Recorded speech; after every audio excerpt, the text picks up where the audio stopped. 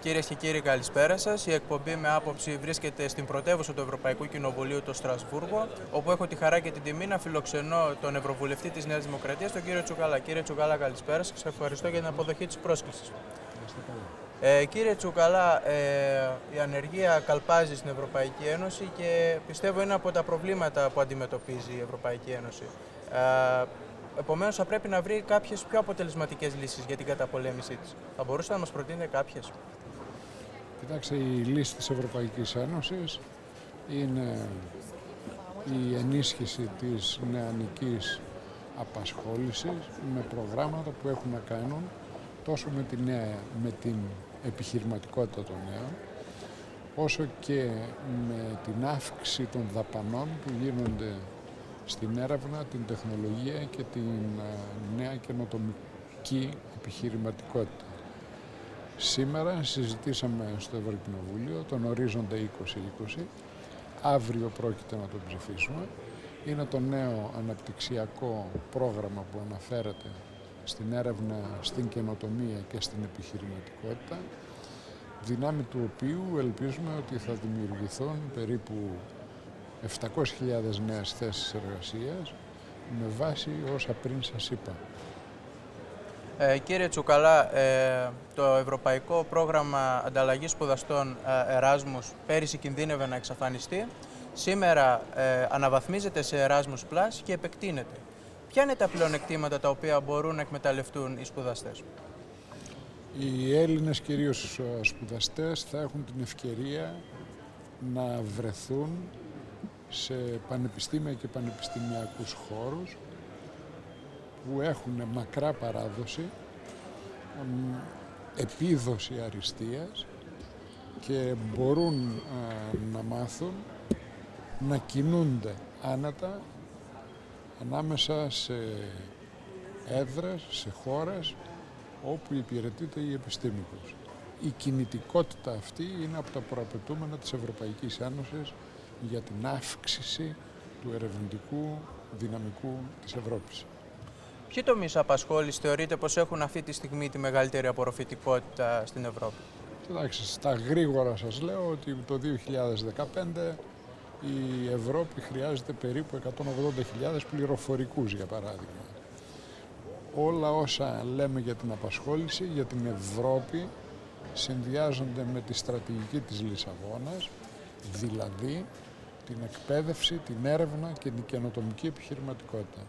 Επομένως, είναι υποχρέωσή μας να ενισχύσουμε το πανεπιστημιακό και ερευνητικό σύστημα, τις καινοτομικές μικρομεσαίες επιχειρήσεις, για τις οποίες επιχειρήσεις επίσης προβλέπονται αυξημένες μικρές αλλά και μεσαίες επιχειρήσεις, οι οποίες όμως στηρίζονται στην παραγωγή και την καινοτομικότητα. Πριν από λίγες ημέρες διεξήχθη στην Αθήνα υπό την αιγίδα του Ευρωπαϊκού Κοινοβουλίου ένα διεθνές σεμινάριο με θέμα το Νότος και ο Νότος στην ανάπτυξη, όπου παράλληλα είχαμε και την άφιξη της Τρόικας, η οποία επέμενε για νέα μέτρα λιτότητας. Το ερώτημα που γεννιέται είναι αν ο συνδυασμός λιτότητας και ανάπτυξης αρχικά μπορεί να εφαρμοστεί στην Ελλάδα και αφετέρου αν ο συνδυασμός αυτός μπορεί να βγάλει τη χώρα μας από την κρίση σε σύντομο χρονικό διάστημα. Η Ευρωπαϊκή Ένωση, τουλάχιστον ως πολιτική, δεν έχει μέτρα λιτότητας. Η Ευρωπαϊκή Ένωση στηρίζεται στην καινοτομική παραγωγικότητα, στη στρατηγική της Λισαβόνας. Λέει η στρατηγική της Λισαβόνας ότι δεν εξαρτάται η ανάπτυξη της Ευρώπης από τα μέτρα λιτότητας, εξαρτάται από την ύπαρξη καινοτομικών επιχειρήσεων και υψηλού επίπεδου ανθρώπινου δυναμικού, το οποίο μπορεί να παράγει με την εργασία του προστιθέμενη αξία. Επομένως, απαντώ στην ερώτησή σας, κατά τη δική μου άποψη, τα μέτρα λιτότητος και η στρατηγική της Λισαβόνας είναι ασύμβατα, επομένως από τα μέτρα λιτότητος δεν αναμένω ανάπτυξη για τη χώρα. Σε 6 μήνες από τώρα θα πραγματοποιηθούν οι ευρωεκλογές του 2014. Από πλευράς Ευρωπαϊκού Κοινοβουλίου δίνεται ιδιαίτερη έμφαση σε αυτές τις εκλογές. Γιατί αυτές οι εκλογές θα είναι διαφορετικές και τι σχέση μπορεί να υπάρξει μεταξύ των Ευρωπαίων πολιτικών με τα πραγματικά προβλήματα των ανθρώπων? Πολύ καλή ερώτηση και σας ευχαριστώ. Καταρχήν, οι ευρωεκλογές θα αποτελέσουν ένα βαρόμετρο για το πόσο ο Ευρωπαίος πολίτης αντιλαμβάνεται την Ευρώπη να συγκλίνει ή να αποκλίνει από το όραμα που ο ίδιος έχει για την Ευρώπη. Να σας θυμίσω ότι πριν από 4 χρόνια, στην αρχή της θητείας μας δηλαδή, το 74% των Ευρωπαίων πολιτών θεωρούσαν ότι η Ευρώπη αποτελεί τη λύση του προβλήματος. 4 χρόνια μετά, οι Ευρωπαίοι πολίτες αναγνωρίζουν ότι η Ευρώπη αποτελεί μέρος του προβλήματος.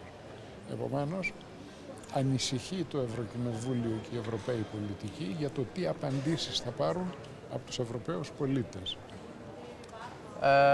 Η Ελλάδα και ολόκληρη η Ευρώπη ετοιμάζεται για το νέο ΕΣΠΑ. Πιστεύετε πως οι πόροι των διαρθρωτικών ταμείων σε αυτό το νέο πλαίσιο θα δώσουν μια μεγάλη αναπτυξιακή πνοή και ανταγωνιστικότητα στην ελληνική οικονομία βραχυπρόθεσμα? Δεν το πιστεύω ότι αυτό θα γίνει χωρίς να υπάρξουν συντονισμένες προσπάθειες. Είμαι εντελώς εξοργισμένος μαθαίνοντας ότι από το ΕΣΠΑ 7 εκατομμύρια διατίθενται για τους ανέργους και 20 εκατομμύρια για την ανέγερση του γηπέδου της ΑΕΚ. Αυτό αν είναι ανάπτυξη, να με συγχωρήσουν, τότε εγώ δεν καταλαβαίνω τι γίνεται. Τέλος, κύριε Τσουκαλά, θεωρείτε πως η Ευρωπαϊκή Ένωση είναι η απάντηση στην κρίση ή η αίτια της? Η απάντηση της κρίσης δεν είναι η Ευρωπαϊκή Ένωση, θα προέλθει όμως από την Ευρωπαϊκή Ένωση. Η κρίση γεννήθηκε, μας ήρθε ταξιδεύοντας από τον Ατλαντικό, εγκαταστάθηκε ως θηλιά στο λαιμό εκείνων των χωρών κυρίως της Ευρώπης που δεν είχαν μακρά βιομηχανική παράδοση, ισχυρό παραγωγικό σύστημα και ταυτοχρόνως ισχυρό εκπαιδευτικό σύστημα. Έτσι λοιπόν οι χώρες του Νότου, εάν δεν τα καταφέρουν να αποκαταστήσουν αυτά, μπορεί να βρεθούν αποκλεισμένες από τον καινούριο τύπο ανάπτυξης που στηρίζεται στην οικονομία της γνώσης. Και αυτή, εάν υπάρξει μια τέτοια διαφοροποίηση, αυτή θα είναι οριστική, πολύ περισσότερο οριστική από την οικονομική. Κύριε Τσουκαλά, να σας ευχαριστήσω για αυτή την μικρή συνέντευξη που παραχωρήσατε. Σας εύχομαι καλή συνέχεια στο δύσκολο έργο που επιτελείτε. Ευχαριστώ πολύ. Κυρίες και κύριοι, άλλη μια εκπομπή με άποψη έφτασε στο τέλος της. Από το Στρασβούργο, Πολυχρόνης Κασίδης.